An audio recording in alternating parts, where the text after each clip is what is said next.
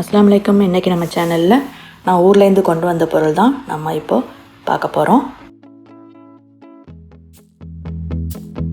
நான் நல்லெண்ணெய் பாட்டில்ஸ் வாங்கிட்டு வந்தேன். நான் எப்போவுமே குக்கிங்க்கு மோஸ்ட்லி நல்லெண்ணெய் தான் யூஸ் பண்ணுவேன். எனக்கு 1 லிட்டர் பாட்டில் 20-25 நாள் வரும். நம்ம சமையலை பொறுத்து இருக்குது. அப்புறம் கோத்தாஸ் காஃபி, சின்ன வெங்காயம் இதெல்லாம் வாங்கிட்டு வந்தேன். காஃபி பவுடர் ஆன்லைனில் ஆர்டர் பண்ணி வாங்கினேன். சின்ன பாவக்காய், அவரைக்காய் இதுவும் வாங்கினேன். நெய்யும் நான் அடிக்கடி ஃபுட்டில் நல்லா சேர்த்துப்பேன். அந்த சின்ன பாக்ஸில் உள்ளது பிஹெச் பஸாரில் வாங்கினது. ரொம்ப நல்லா இருக்குது, யூஸ் பண்ணிட்டேன்.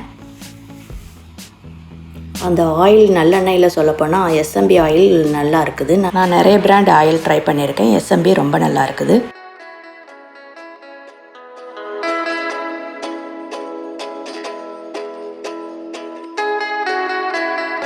எங்கள் ஊரில் ஸ்நாக்ஸ்லாம் ரொம்ப நல்லாயிருக்கும்.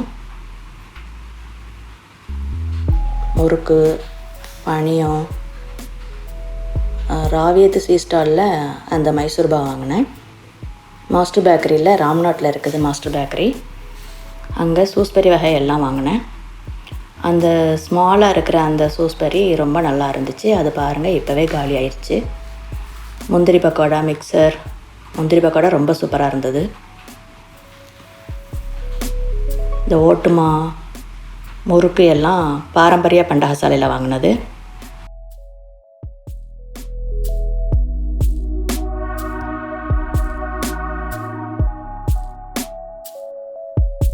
கீழக்கரையில் ரொதல் ரொம்ப ஸ்பெஷல்.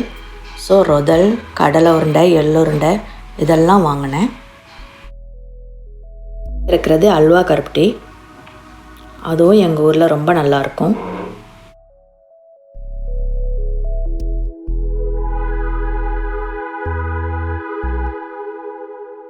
சேமியா, அணில் சேமியா பாயசத்துக்கெல்லாம் ரொம்ப நல்லாயிருக்கும். அதனால் அது வாங்குவேன்.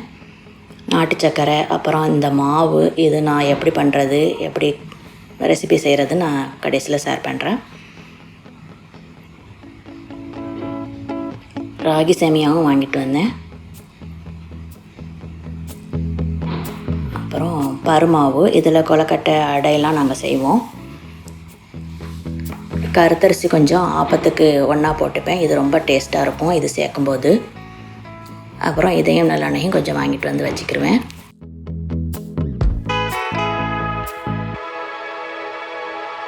இந்த மாவு எப்படி பண்ணுறதுன்னா, கருப்பு உளுந்து 1 கிலோ, கோதுமை 100 கிராம், பார்லி 100 கிராம், கரிஞ்சீரகம் 100 கிராம், பாதாம் பீசன் 100 கிராம் இதெல்லாம் சேர்த்து நான் மிஷினில் அரைச்சி பவுட்ரு பண்ணி கொண்டு வந்திருக்கேன்.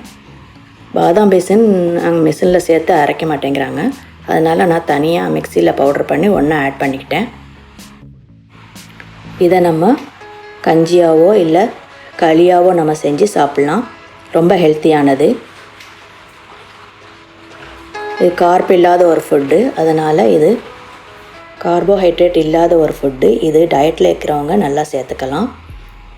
அப்புறம் சுகர் இருக்கிறவங்களுக்கும் இது நல்ல ஒரு ஃபுட்டு. பிரேக்ஃபாஸ்ட்டுக்கு இது சாப்பிட்றது ரொம்ப நல்லது.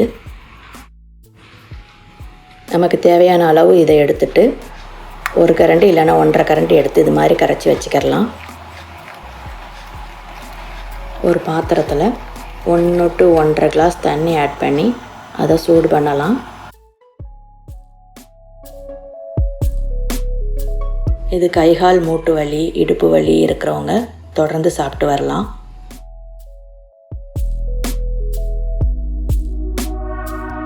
மிக்சியில் இதெல்லாம் ரெடி பண்ணி பவுட்ரு பண்ண எனக்கு கொஞ்சம் சிரமமாக இருக்குது. அதனால் நான் ஊருக்கு போயிருக்கும்போது இதை ரெடி பண்ணி கொண்டு வந்துட்டேன். நல்ல பவுடர் ஆகிடுது. ஊரில் மிஷினில் கொடுத்து அரைக்கிறது. எனக்கு இந்த பவுடர் ரொம்ப வசதியாகிக்குது.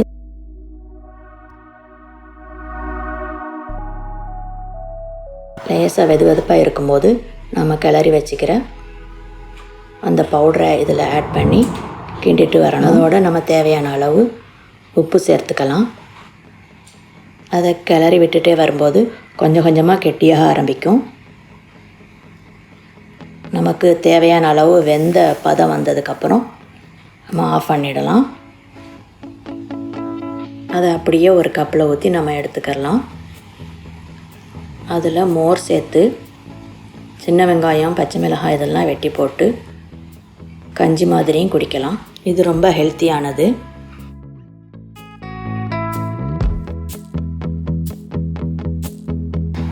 இந்த ஃபுட்டு நான் அடிக்கடி பிரேக்ஃபாஸ்ட்டுக்காக நான் எடுத்துக்கிருவேன்.